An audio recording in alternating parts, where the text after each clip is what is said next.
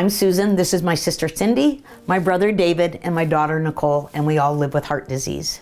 Heart disease can affect anybody, any family.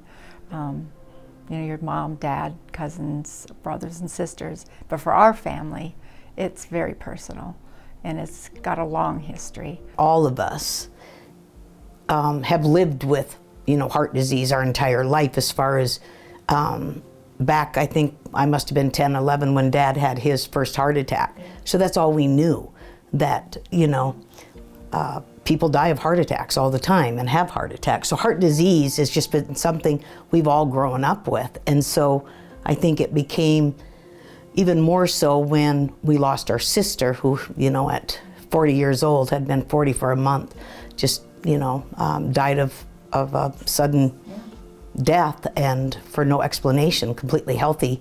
So it became so real then because we didn't know why. The diagnosis they gave was long QT for Kathy. The autopsy showed nothing. So they just assumed that that's probably was because long QT can be sudden death. So, but it just, if you look at my dad and all this, it just didn't really fit, and what the literature said. So finally, I did some research at Mayo and found Dr. Ackerman, because he's a specialist in long QT, and went to him and he said, "You're right, that's not what this is, but we don't know what it is."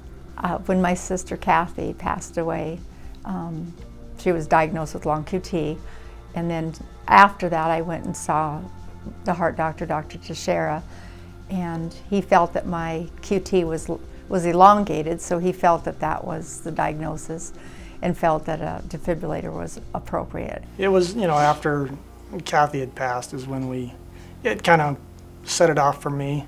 And all my stress tests, everything came back negative. But my cardiologist out in Seattle at the time wanted to implant me just because of the family history. But the insurances said I was healthy for all intents and purposes. And then when I was 36, I had a stroke and was blind for a month.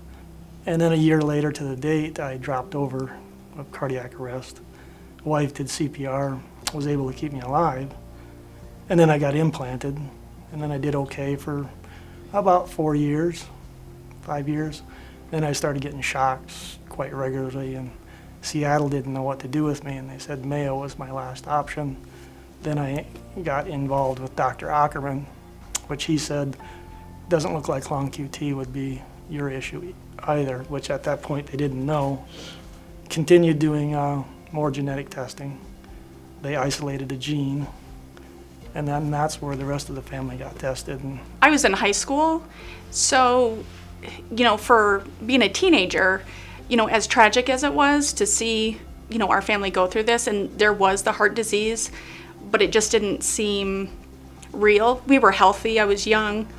It wasn't until my brother died at the age of 24 that I realized this heart disease, had no barriers. Because we didn't know the specific gene and my insurance wouldn't cover the genetic testing, I just got the defibrillator. And it wasn't until years later, after David and Cindy went through all of their testing, that the lamin A gene was determined the mutant gene that we had in our family. We were struggling with this because we've lost so many. It wasn't before my dad, his dad died. We've just lost a lot of family, and nobody's ever really known. My father had 7 pacemakers in 10 years. We were diagnosed with long QT through Dr. Teixeira. We sat with that for a little while, and then I decided to seek out a specialist in long QT at Mayo Clinic and went to see Dr. Ackerman, and he did testing and looked at everything and said, "This is not what this is, you're right, but we don't know what it is." And then my brother's heart was failing, and he finally went to Dr. Ackerman at Mayo Clinic, and he saw something on both of our charts that was the same, and so David got tested first, and we found the genetic mutation, the lamin AC, and then I was tested and I also had it too.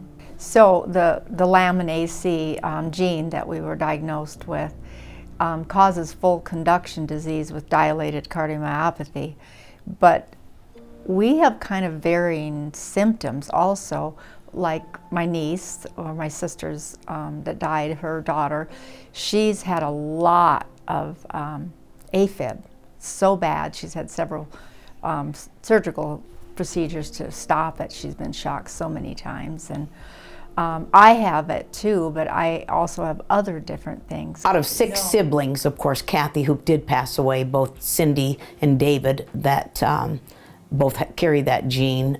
We have 2 brothers that tested negative, and however, although I have not been tested, I do have a defibrillator, and mine was more, my doctor thought it was probably the best thing. Once David and Cindy were able to get the genetic testing and we were able to identify that it was the Lamin A gene, I went to Dr. Barbera, it's been about 2 years ago, and I got the genetic testing and I was negative. So my Aunt Kathy and my brother Adam, weren't able to have the testing. We didn't know about the genetic mutation at that time, so we can only assume that they had this, to die so young, that it was probably from this heart disease. Although we have a rare family genetic heart disease, because of the Heart Association and the research, we're able to live our lives.